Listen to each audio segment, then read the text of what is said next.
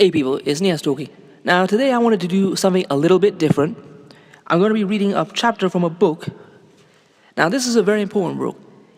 If there are any black men listening to this is a book you must have. It's called Machiavelli The Prince.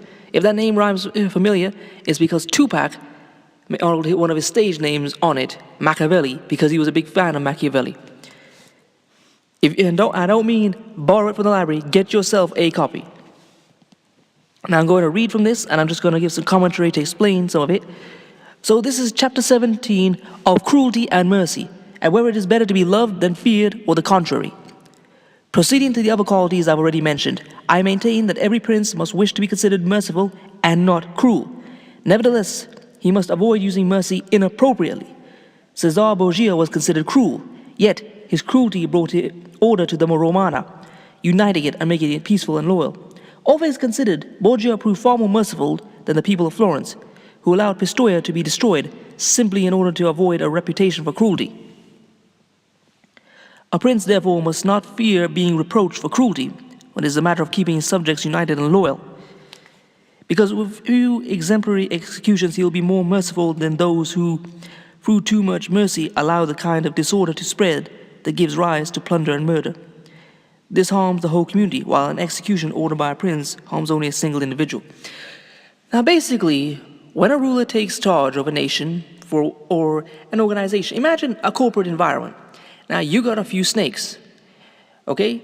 So instead of, if you just put up with some behaviors and say, I don't want to rock the boat, I want to let these degenerate behaviors, people running amok, just let them do what they're doing, you're going to harm yourself and everyone around you because you're being too nice.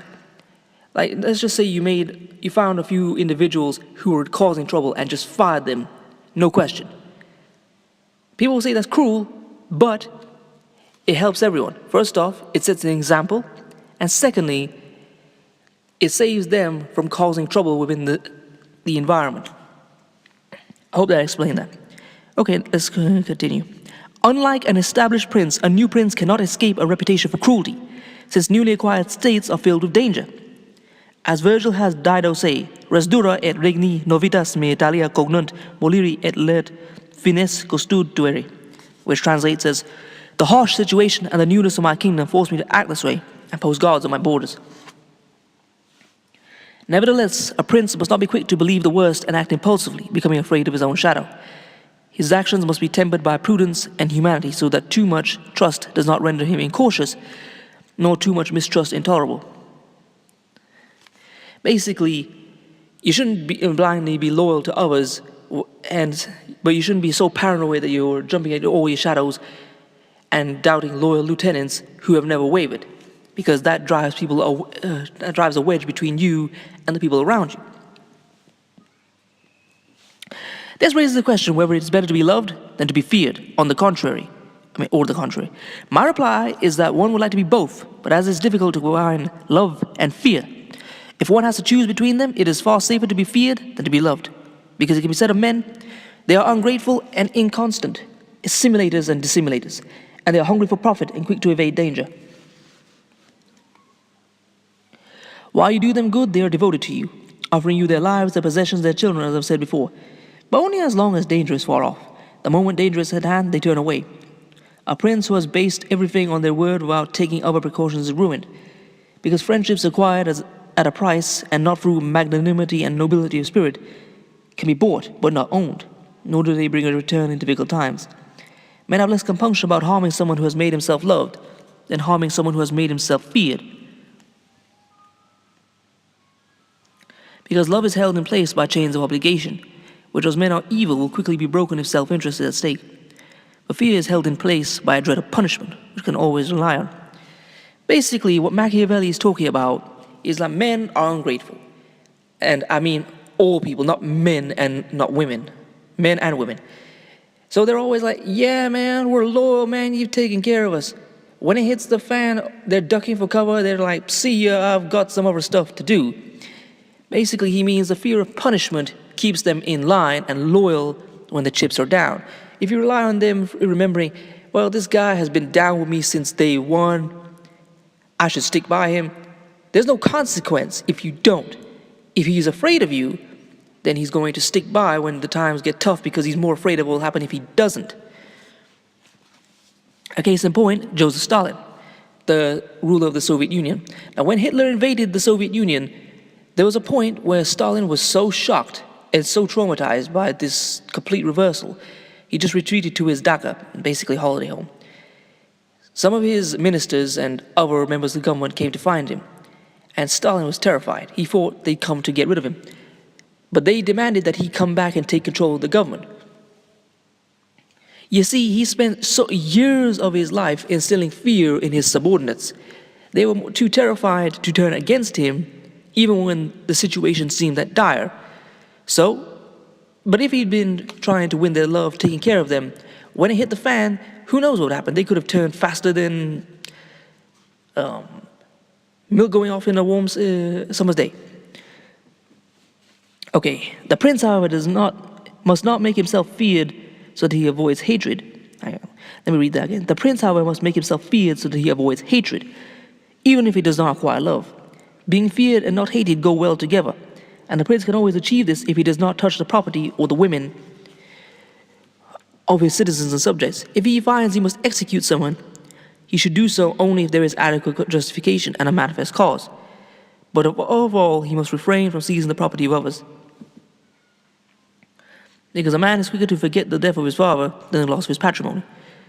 Furthermore, there are always ample reasons for seizing another's property, and he who begins to live by plunder will always find reasons to take what belongs to others, whereas the reasons for having to execute someone are rare and are frequently altogether lacking. All right, now let's put that into context. Imagine you work in a corporate environment. Now, creating enemies. Imagine some guy, the chief executive officer, the CEO, sleeps with the wife of some of the other members of the board. You see, he's touching the women. Or he takes the bonuses that were due to the other men. Right? That's why in a lot of the times when there's these corruption scandals, they don't cut the bonuses because they rely on each other. Like, okay, I take care of you, you take care of me. You understand? So they don't take away the things that they're owed to them or the things that belong to them. Okay? Let's keep going. Yet when a prince is with his army,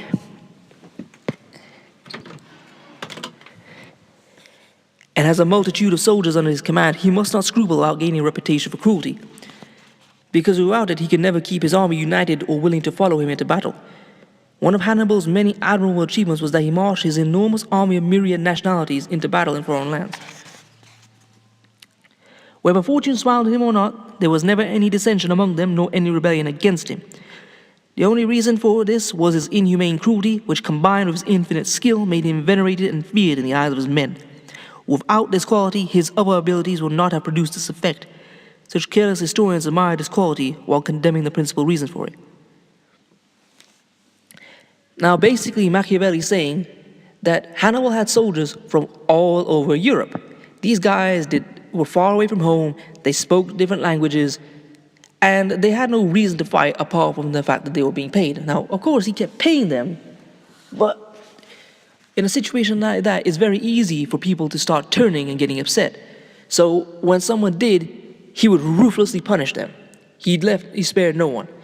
Actually, a more modern example, has anyone ever seen the film New Jack City with Wesley Snipes? At the beginning of the film, Wesley Snipes is dealing with some, low-level associate who says, you ain't got my money and you ain't got my product. Come on, Nino, please. I'll just give you more time. No, sorry, man, you're all out of time. Money talks, bullshit runs the marathon. So see ya, I don't want to be ya. And he throws him in the river.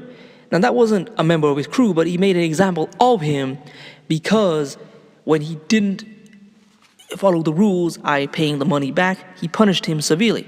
And that sets an example to everyone else in the crew what happens when you don't do what you're supposed to do. Okay, let me just move forward a bit. All right. Now, skip the paragraph, that's not really relevant.